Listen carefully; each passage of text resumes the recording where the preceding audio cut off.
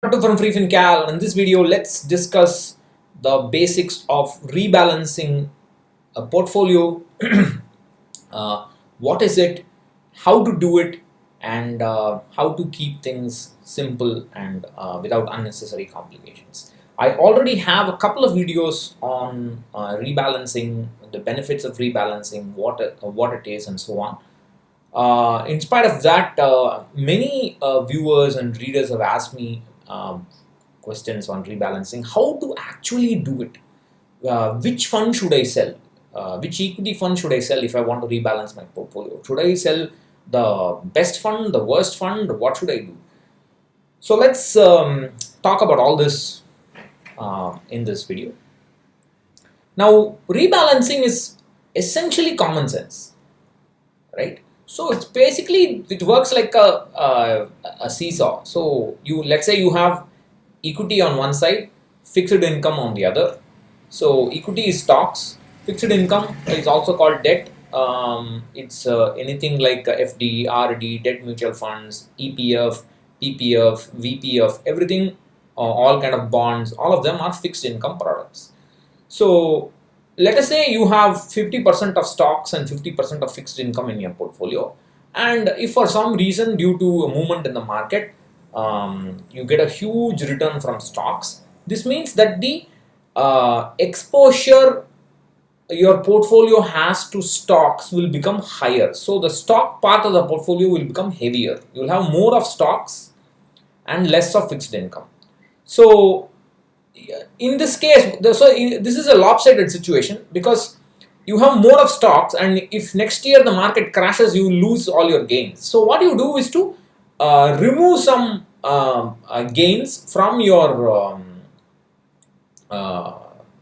stocks. You sell some stocks or you sell some mutual fund, equity mutual fund units, and you sell it and you buy or invest in fixed income products, and so you reset this back to a kind of a balance. So it is basically, rebalancing is restoring the balance in your portfolio. That's the idea.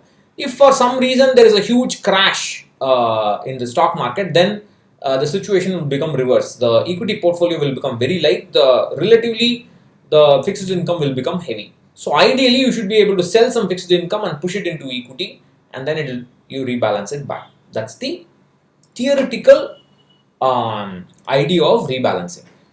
Of course, when it comes to practical implementation, there are several problems. So we'll talk about all that in this video.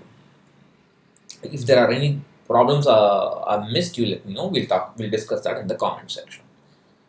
I'm just curious, how many of you have actually rebalanced your portfolio at least once? Please let me know if you have or have not in the comment section. I'm curious to know, because it's not something that many people do. So where do we begin? First of all, to worry about rebalancing, you should have a desired asset allocation in your portfolio. So you should know how much I should invest in stocks or equity, how much I should invest in fixed income. Let us say you are young and your goal is several years away, and you are going to opt for a 60% equity and 40% fixed income portfolio. 60-40, we'll call that 60-40. So the second thing is, this 60-40 is not going to be 60-40 for all your investment duration. As the years progress, I have shown that it is better to decrease the equity exposure stepwise, well before the goal deadline. So let's say the goal deadline is here, you are 60% here, decrease it after 3-4 years to for 10%, 50% or 40%, then decrease it to 30%, 20%, and so on. Go stepwise to your goal deadline all the way there. That reduces a lot of risks. But you have to factor the investment amount that you do from day one. You can do that automatically in the freefincal robo advisory template. Now, so you need an asset allocation. You need to know how this asset allocation varies with the time. These are two things that you need to know. Without knowing these two, you should not even be talking about rebalancing, because you are just you don't have the proper foundation. So now you know that 60/40 is your desired asset allocation for the first 3 years or 5 years of investing. So you started with 60/40. Next year it became 70/30. So equity became 10% more. So you need to pull out 10% from equity and push it into fixed income and rebalance it back to 60/40. That is the whole idea. Or you can do the vice versa also, depending on how the market moves.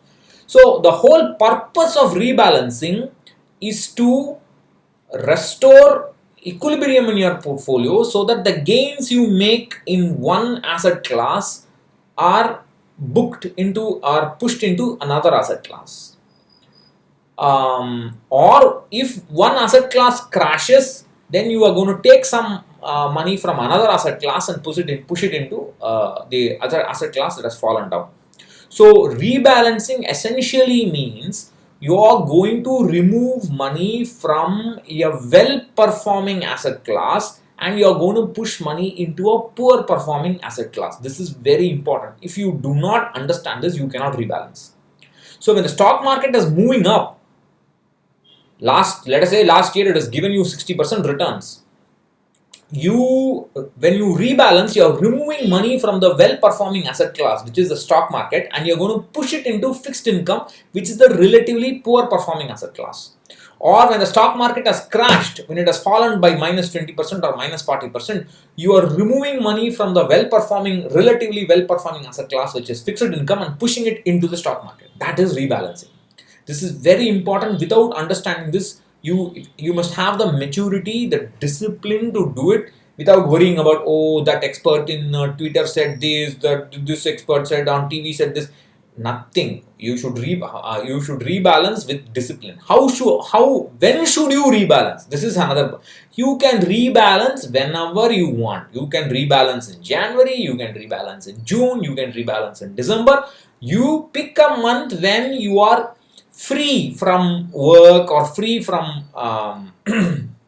domestic responsibilities for at least a couple of days for you to think this process out, and then you implement it. So you can do it whenever you want, but if you are doing it in January, stick to January. If you are doing it in December, stick to December. I do it twice a year, roughly in the middle of the year. May to June, that is once in summer I do it, and then I do it once towards the end of the year. This is my schedule. I do it twice a year because my portfolio has grown, and for me rebalancing twice a year makes sense for my goals.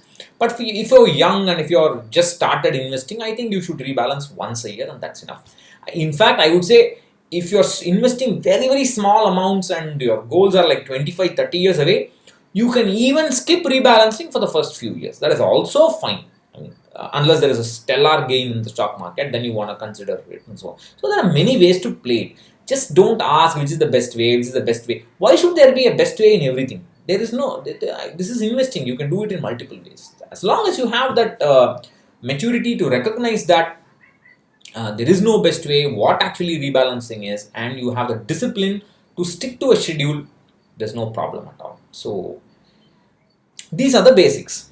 Now, if you're a young earner and if you have just started investing, so if you for every 100 rupees of your income you are investing 60 rupees in equity mutual funds and 40 rupees in EPF or PPF or NPS, which is a debt option, assuming it has got only debt option and so on, then it becomes easy and nice because from day one your equity portfolio will be high. Your equity portfolio from day one will be more than your fixed income portfolio, unless there is a big crash and so on, but generally it will be high.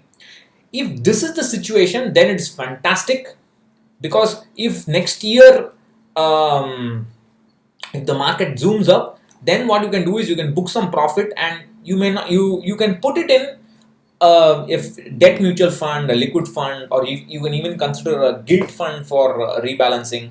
Because if you put it into EPF or PPF, then pulling it out may or may not be that easy. If you put it in NPS, you cannot pull it out. So many long-term debt products are not liquid. So you can buy an additional debt product like a liquid fund or a long-term gilt fund, and then use it for rebalancing. That is one way to do it, and that's the simplest, cleanest way to do it. If you have started investing from day one, a higher amount in equity than you invest in fixed income.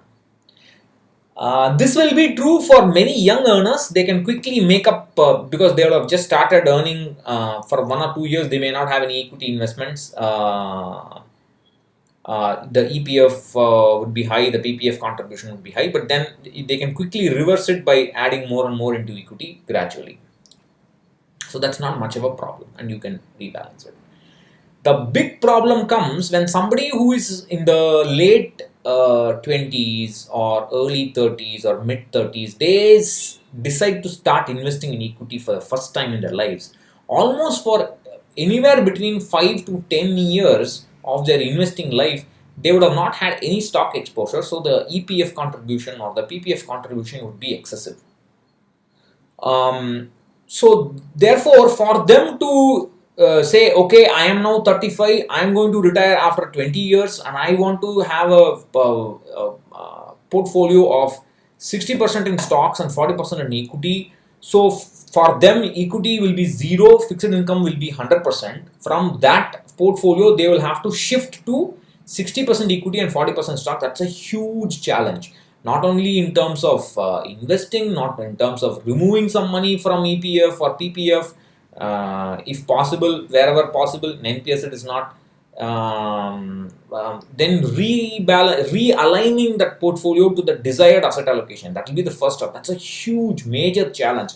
Also, many people will not even be comfortable with a very small, even if small fall in the market, they will start worrying. So from 0% equity to 60% equity for most investors will take a lot of time. You need professional help, or you have to give yourself 5 to 6 year periods where you gradually increase from 0 to 60% equity, and then after that in the next few years you'll have to start decreasing it. So your equity allocation will go up like this and fall down like that. So that's the ideal way to do it. I've been trying to implement this kind of a up and down gradual thing into the robo advisory template. I'll try to see how to implement this. So that's a big challenge. You need professional help, because I think go consult one of the fee only financial advisors in my group, because it will be very difficult for people who have no experience to do all this. It will be a problem. So that's a problem that many people will face. See, I have been investing in equity for 10 years, right? A little more than 10 years now, for in equity mutual funds for a little more than 10 years. I wrote an anniversary post, video, and all that. You can see. So even today, my equity portfolio will be 1% or 2% lower than 60%, which is my desired asset allocation. I have still now not rebalanced my equity portfolio from equity into debt.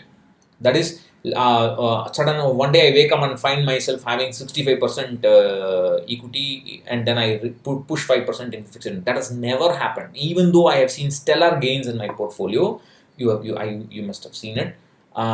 Maybe now, if a decisive government comes, then I will be able to do it. Who knows? But the point is that if you start investing in equity late, it will take a long time for you to get your desired asset allocation. Of course, I could have removed some some money from my PPF and pushed it into equity, but I chose not to do it, because for me, the way I wanted to rebalance is to invest more and more money rapidly into equity and build up the asset allocation. That worked for me. It may not work for you. So that is one aspect that you should be aware of. What else?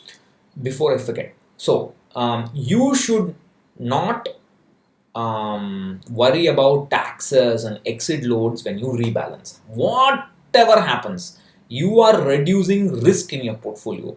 Reduction of risk is more important than paying taxes. You should not worry about all that. You should simply pay the necessary tax, pay the necessary exit load, and rebalance when it is time for you to rebalance. The other question many people have: suppose I have 3 funds in my equity portfolio and I have one fixed income instrument, A, B, and C. Which should I book profit from? Suppose I want to rebalance from equity and push the money into debt. Should I book profit from the well-performing fund, the medium-performing fund, or the poor-performing fund? First of all, you should recognize it does not matter to the process of rebalancing which fund you push from, because rebalancing is only going to change your overall equity allocation, and it's only going to change your overall fixed income asset allocation.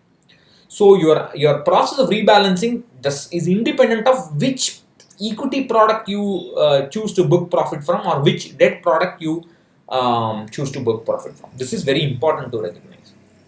Of course, you can use, many people have 20-25 funds, so you can use the opportunity to rebalance, to declutter your portfolio. If that is the case, then it is obvious that you can get rid of the poor performing funds. But in my suggestion is not to look at it in terms of poor performing and good performing. Look at the weights. Some fund may have 30% exposure in your equity portfolio. Some fund may have 1%, 2%, 5% exposure. Get rid of all that small guys and have a 2 fund or a 3 fund portfolio. That is enough. For a high corpus, you may need a 2 to 3 fund portfolio. For a very small equity corpus, for a person who is just earning 1 fund is enough. Max 2 funds or 3 funds, so that you can reduce it. Get rid of all those small exposure guys, that small fish, 1% exposure, 2% exposure, 2% weights. Get rid of all that. Don't worry about performance. Look at it in terms of weights and get rid of it.